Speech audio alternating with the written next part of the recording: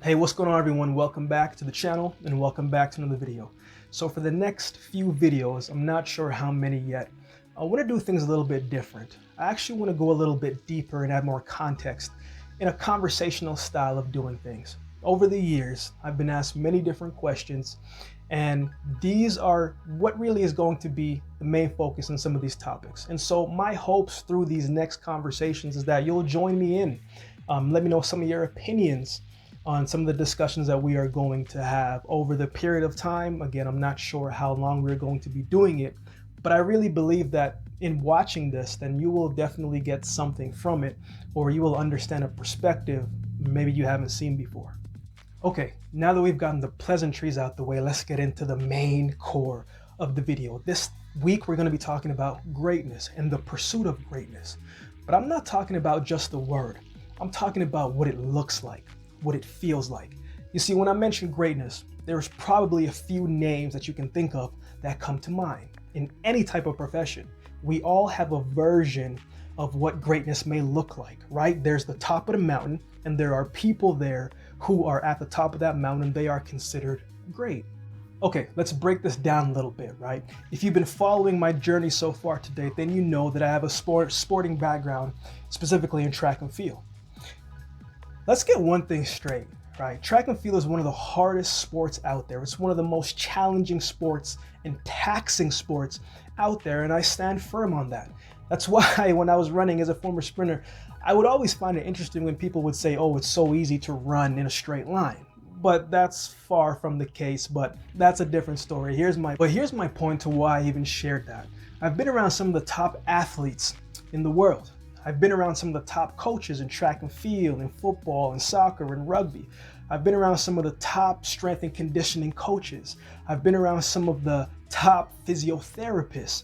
I even shared stage with, at the time, he was the 9th richest man in the world. And I realized, even though the dynamics are a little bit different, that there's similarities in every single path. I realized that greatness doesn't have a specific body type. It doesn't have a cut and copy image. Greatness is highlighted at the top of the mountain, but I really think it should be magnified in the small steps that it takes to get there, because greatness is really in the small details. No matter the individual that you consider to be great, no matter what profession it is, I think we can get to an understanding that in order to be great, there's a theme that comes with it. And that theme that comes with it is they know that there is a price that you have to pay in order to be considered great and to consider to be at a certain level.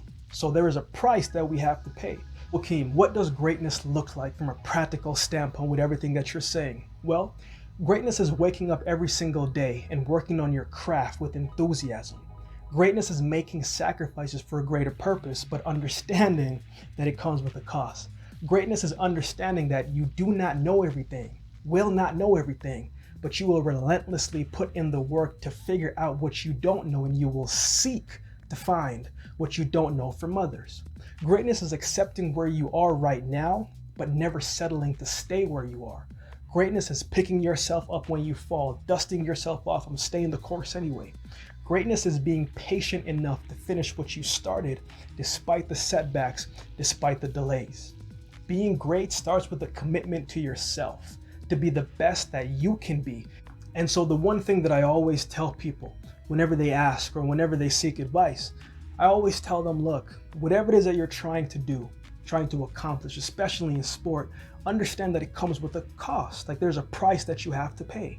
And you cannot pay half price for something and get a full reward from it, right? Because it's going to take a lot of work. It's going to stretch you. It's going to grow you. It's going to force you to transform into a different version of yourself that you probably didn't know that you have. There's a price that you have to pay, but you have to pay full price. Greatness is paying full price each and every single day in order to get to where you say that you want to get to. Greatness isn't just a cool slogan or a cool word to say. It always sounds good, but we shouldn't talk more about the word. We should focus more on what it feels like and what it looks like to be great. It is in the small details and how we attack the day-to-day activities that creates the foundation to attain greatness. So build well, be disciplined, be courageous, and be relentless in your pursuit. I want to thank you again for watching this video. I hope that you got something from it. I would love to hear your thoughts on what you consider greatness to be. Share with us in the comments below. And before you go, don't forget to subscribe to the channel so you don't miss any further discussions and any videos moving forward. Thank you again for your time. Thank you again for tuning in, and we'll see you next time.